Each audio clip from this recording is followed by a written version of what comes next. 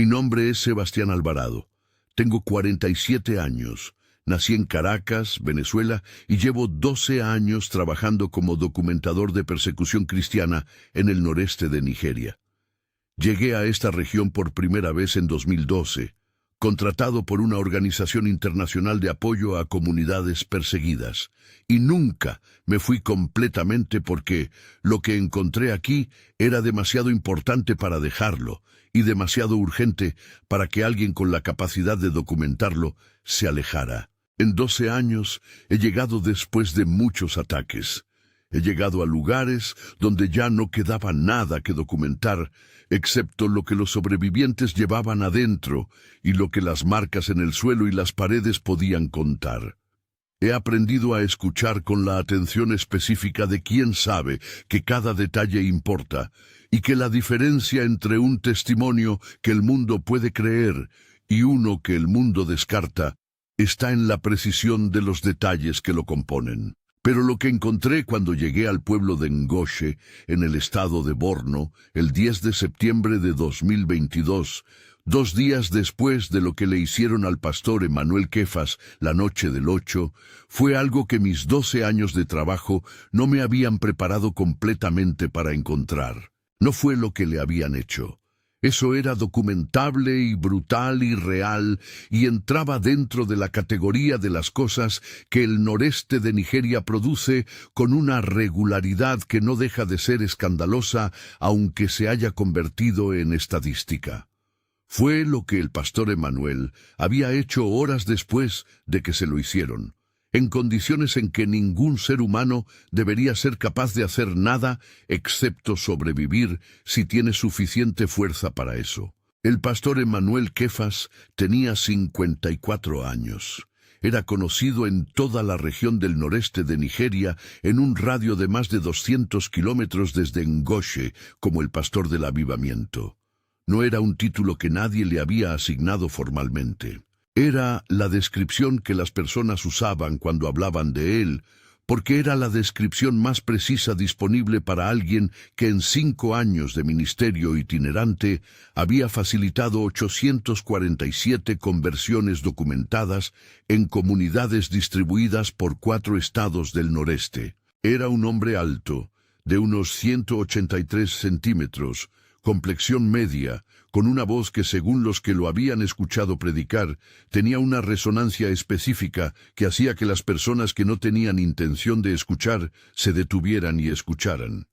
Llevaba 26 años en el ministerio, los primeros 21 en una congregación estable en Maiduguri, y los últimos 5 en movimiento constante entre comunidades, durmiendo donde lo invitaran y predicando donde hubiera alguien dispuesto a escuchar. Su esposa Grace, 51 años, maestra de profesión, lo había acompañado en los primeros 3 años de ese periodo itinerante y luego había tomado la decisión de establecerse en Ngoshe para que sus hijos menores tuvieran estabilidad escolar. El pastor Emmanuel viajaba y volvía, con la regularidad de alguien que tiene 2 cosas igualmente reales que requieren su presencia en 2 lugares distintos y que ha encontrado la manera de honrar las 2. Sus 847 conversiones en 5 años no eran el resultado de ninguna estrategia de comunicación ni de ningún programa de alcance diseñado por organizaciones. Eran el resultado de un hombre que caminaba de pueblo en pueblo con una Biblia y con algo que las personas reconocían como real en el momento en que lo escuchaban y que producía en ellas la decisión de cambiar la dirección de su vida.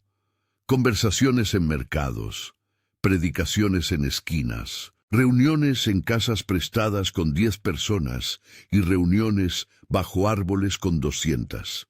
Todo con la misma entrega y la misma claridad. Ese número 847 era el número que había hecho que su nombre llegara a las personas que esa noche decidieron quitarle lo que lo hacía peligroso. El grupo armado que operaba en la región de Borno, bajo distintos nombres, era conocido en los círculos de seguridad por una metodología específica cuando se trataba de líderes religiosos que consideraban amenazas, No los mataban, los inutilizaban.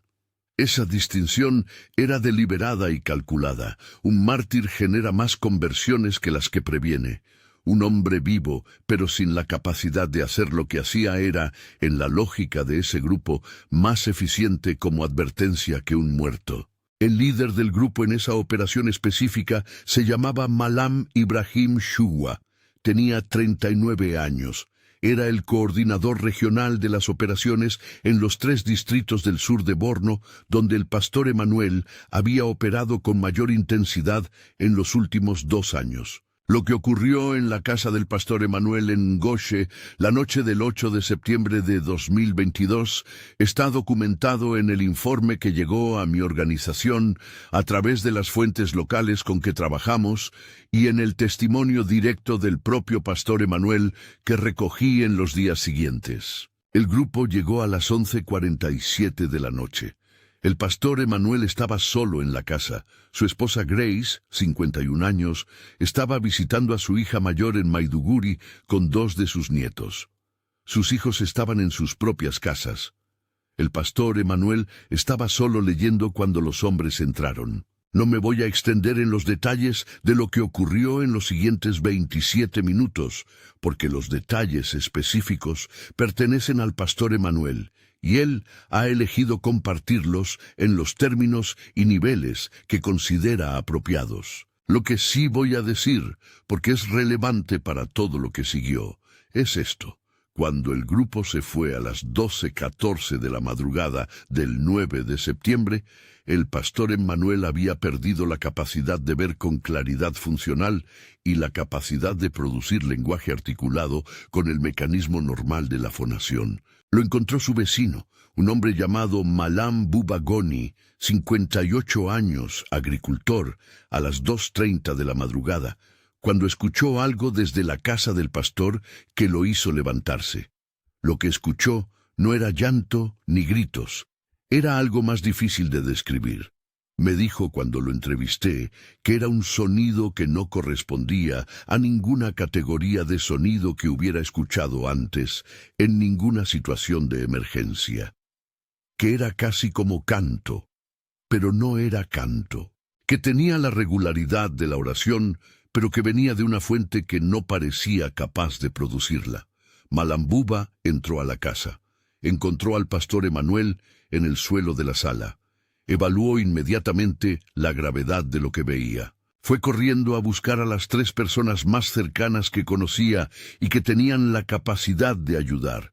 Su hijo mayor, Musa Buba, de 32 años. La enfermera comunitaria del pueblo, una mujer llamada Rebeca Dauda, de 38 años. Y el médico de campo que operaba en la región, el doctor Félix Osei, 41 años, ganés de Accra, que llevaba 2 años asignado a la región como parte de un programa de salud rural. Los 4 llegaron a la choza del pastor Emanuel a las 2:51 de la madrugada. El doctor Félix Osei evaluó al pastor Emanuel con el equipo básico que llevaba siempre en su maletín de campo. La evaluación le tomó 16 minutos.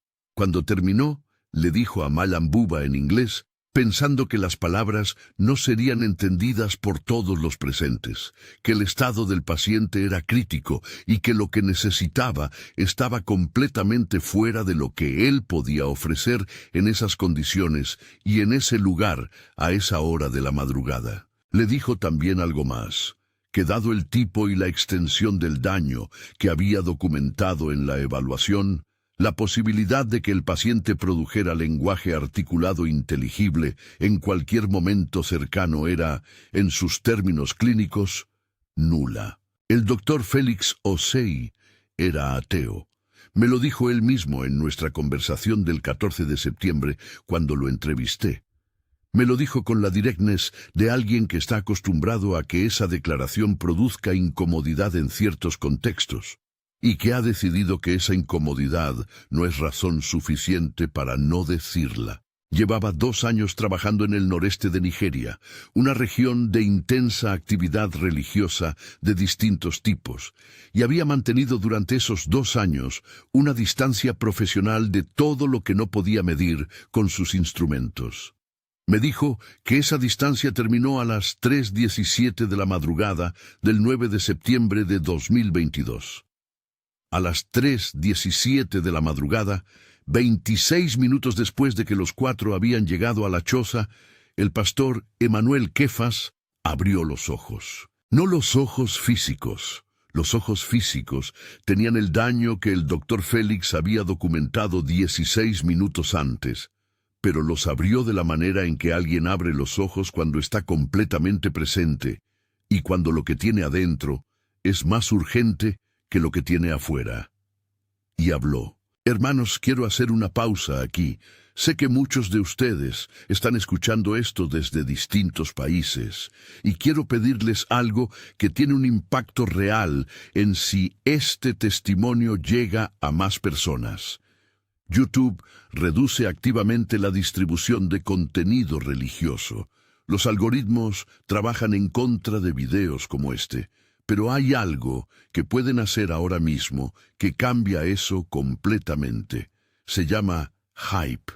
Es una herramienta nueva de YouTube, un botón justo debajo del video, que le envía una señal directa al algoritmo diciéndole que este contenido merece llegar a más gente. No es un like normal, es un acto de fe. Úsenlo ahora mientras siguen escuchando. Y si aún no están suscritos, este es el momento. Cada suscripción dice que quieren que estas historias sigan existiendo. El doctor Félix Osei me describió ese momento con la precisión de alguien que ha revisado el recuerdo muchas veces, intentando encontrar en él el error que explique lo que escuchó, y que no ha encontrado ese error, porque no está ahí. Me dijo que lo primero que hizo cuando el pastor Emanuel comenzó a hablar fue mirar su evaluación, que la miró con la atención de un médico que está buscando dónde se equivocó, que no encontró el error, que lo que documentaba era correcto, y que lo que escuchaba era también correcto, y que las dos cosas no podían ser simultáneamente correctas dentro de los parámetros de la medicina que él conocía. El pastor Emanuel habló durante 17 minutos, con articulación, con volumen, con la claridad de alguien que tiene completamente formado lo que va a decir antes de abrir la boca y que no necesita pausar para buscar las palabras, porque las palabras ya están todas ahí esperando salir. Lo que dijo en esos 17 minutos no era un discurso general, era específico. Era dirigido a cada una de las 4 personas en esa choza de maneras que solo eran posibles si alguien le hubiera dado información sobre cada una de esas personas que él no tenía manera de tener. Al doctor Félix le dijo que el vacío que había dejado de intentar llenar a los 34 años, cuando decidió que Dios no existía, era un vacío que seguía ahí, y que el hecho de que hubiera dejado de intentar llenarlo no lo hacía más pequeño. Le dijo que lo que había llegado a ver esa noche era exactamente la evidencia que su formación científica necesitaba, y que la razón por la que esa evidencia había llegado a él esa noche era que Dios conocía el tipo de evidencia que Félix Osei específicamente necesitaba. El doctor Félix me dijo que cuando el pastor Emanuel dijo eso, se quedó sin movimiento durante varios segundos, que nadie en esa región sabía lo que el pastor Emanuel había dicho, que él no había hablado de eso con nadie en los 2 años que llevaba en Nigeria, que la decisión a los 34 años y las circunstancias específicas de esa decisión eran algo que llevaba enterrado con la hermeticidad de quien sabe que ese tipo de historia no pertenece a las conversaciones de trabajo. A Rebeca Dauda le dijo que el miedo que tenía de que su fe no fuera suficiente para lo que estaba viendo en la región, el miedo de que la distancia entre lo que creía y lo que veía era demasiado grande para ser cruzada, era un miedo que Dios conocía, y que la razón por la que ella estaba en esa choza esa noche era para que viera con sus propios ojos que esa distancia podía ser cruzada. Rebeca me dijo en nuestra conversación que llevaba meses con ese miedo sin decírselo a nadie, que era exactamente el miedo que el pastor Emanuel había nombrado, que cuando lo nombró, sintió algo que describió con estas palabras: sentí que alguien había abierto una puerta que yo pensaba que estaba sellada. A Musa Buba, el hijo de Malam Buba, de 32 años, que había llegado a la choza sin ser creyente, que había venido porque su padre lo había llamado y porque era el tipo de hijo que cuando su padre llama a las 2 de la mañana, llega sin preguntar. El pastor Emanuel le dijo algo que Musa me repitió en nuestra conversación con las palabras exactas, porque me dijo que no las había podido olvidar desde esa noche. Llevas 10 años buscando algo que vale la pena morir por ello. Esta noche lo estás viendo. Y lo que estás viendo te está diciendo que existe.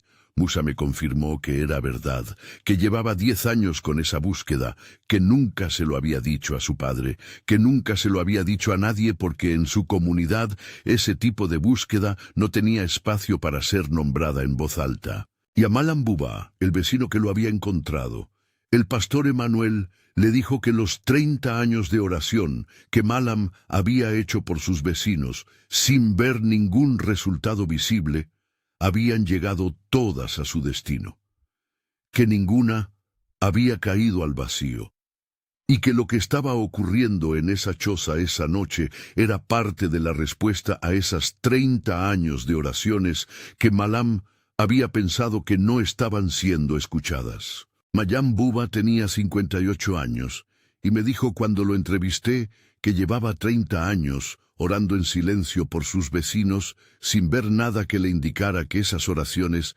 estaban llegando a algún lado.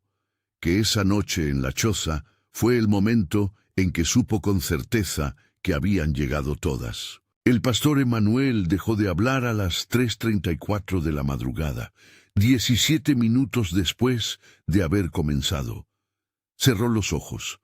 Su respiración se regularizó en el ritmo de alguien que está descansando, no en el ritmo de alguien que se está apagando, en el ritmo de alguien que acaba de completar algo que necesitaba completarse y que ahora puede descansar.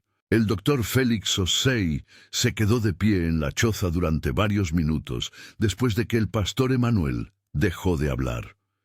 Me dijo que en esos minutos hizo lo que nunca había hecho en 2 años de trabajo en Nigeria y en 41 años de vida.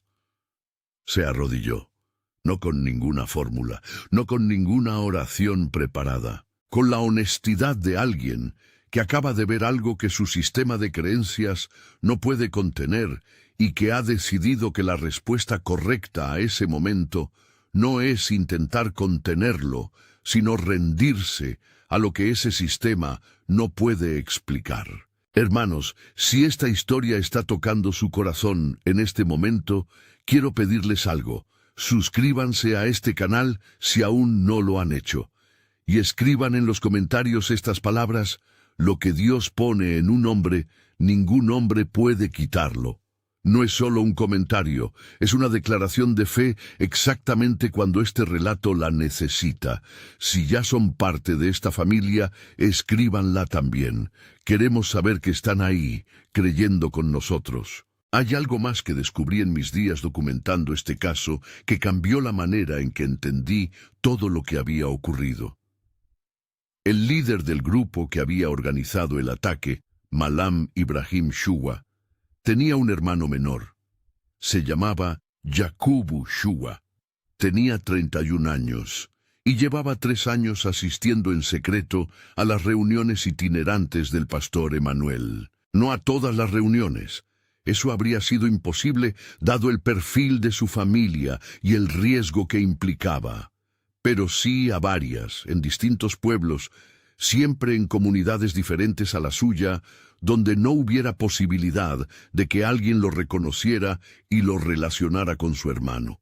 Había llegado a la primera por accidente, de paso en un pueblo donde el pastor Emanuel estaba predicando en la calle, y había llegado a las siguientes por decisión deliberada. Lo que había escuchado en esas reuniones era algo que no podía encontrar en ningún otro lugar de su vida. Me dijo en nuestra conversación que fue la más difícil de conseguir de todas las que tuve en ese periodo, porque Yakubu Tenía razones muy serias para no hablar con nadie que documentara nada, que lo que el pastor Emanuel predicaba era lo primero que había escuchado en su vida, que respondía directamente a las preguntas que llevaba años haciéndose en silencio sin saber a quién hacérselas. Le pregunté si su hermano sabía. Me dijo que no, que era la única persona en el mundo que sabía. Le pregunté cómo se había sentido cuando supo lo que su hermano había ordenado. Me dijo que era como si el mundo se hubiera partido en dos de manera irreversible, que antes del 8 de septiembre había vivido en la incomodidad de tener dos cosas dentro de él que no podían coexistir con comodidad, pero que podían coexistir en la oscuridad, que después del 8 de septiembre esa coexistencia ya no era posible. Le pregunté qué había hecho con eso. Me dijo que había buscado al pastor Emanuel. Lo había visitado durante su recuperación. Había llegado a la casa de la familia en Ngoshe sin identificarse como el hermano de Ibrahim Shuwa, simplemente como alguien que había escuchado al pastor predicar y que quería saber cómo estaba.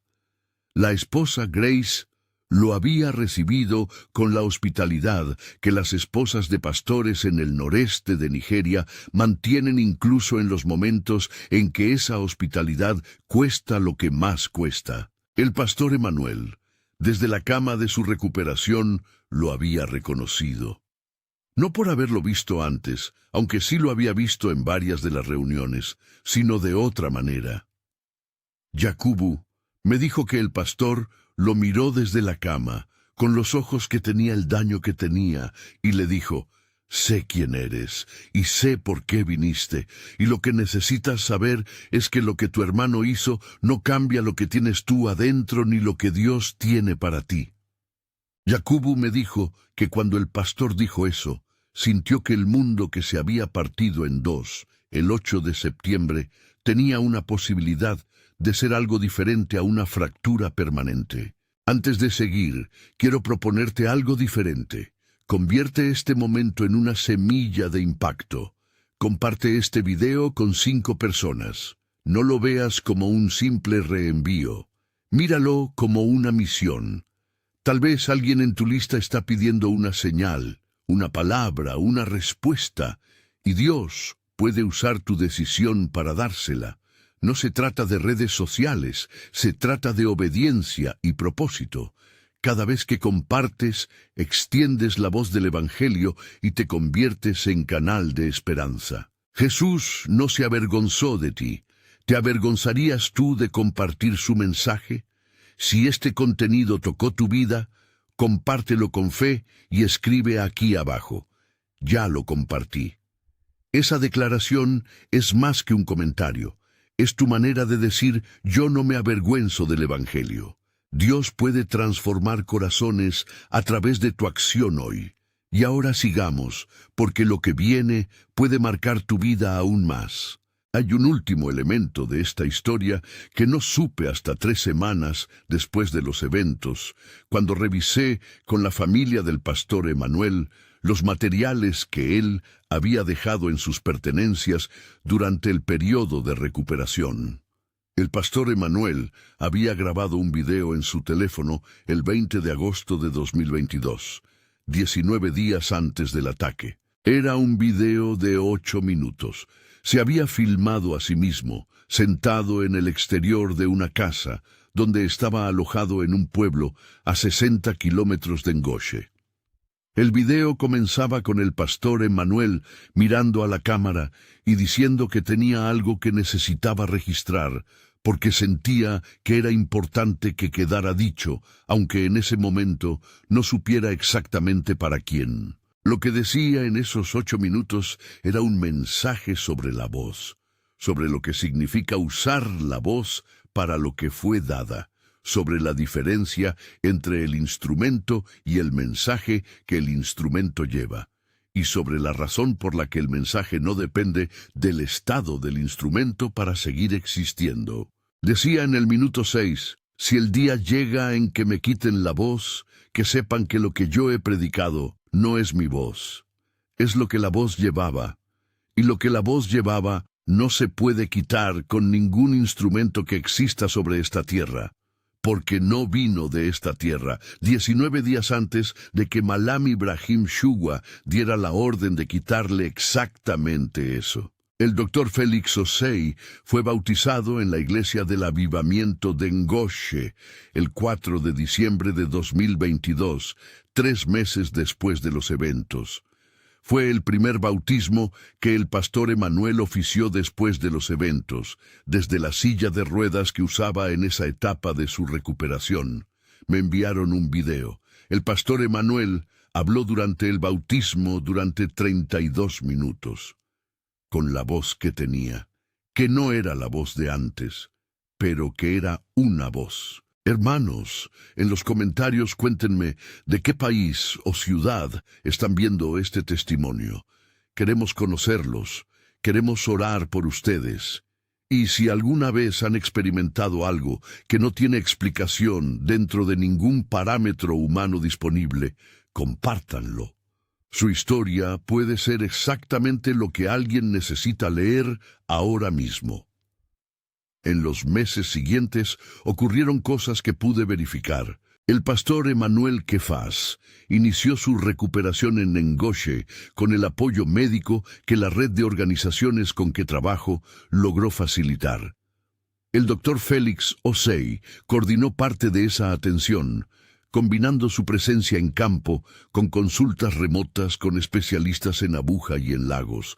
La recuperación fue parcial. Algunas capacidades no volvieron completamente. Otras volvieron de maneras que el doctor Félix describió en el informe médico de seguimiento como superiores a las expectativas que había establecido en la evaluación inicial. El avivamiento que el pastor Emanuel había generado en 5 años de ministerio itinerante no se detuvo después del ataque, se aceleró. La noticia de lo que había ocurrido y de lo que había pasado en la choza esa noche llegó a las comunidades donde el pastor había predicado a través de las redes naturales de comunicación de esas comunidades. En los 6 meses siguientes al ataque, según la documentación que recogí en mis visitas de seguimiento, 214 personas tomaron decisiones de fe en esas comunidades que los líderes locales atribuyeron directamente al impacto de la historia del pastor Emanuel. 214 personas, en 6 meses, después de un ataque diseñado para detener exactamente ese tipo de crecimiento. Musa Buba, el hijo de Mayambuba que había llegado a la choza esa noche sin ser creyente y buscando desde hacía 10 años algo que valiera la pena, fue bautizado en enero de 2023 en el río a las afueras de Ngoshe. Su padre estuvo presente. El pastor Emanuel no pudo estar presente físicamente, pero grabó un mensaje de video para el día del bautismo que Musa me describió como el mensaje más preciso que alguien le había dado en su vida para ese momento específico. Yakubu Shugua tomó la decisión que había postergado durante 3 años, en febrero de 2023.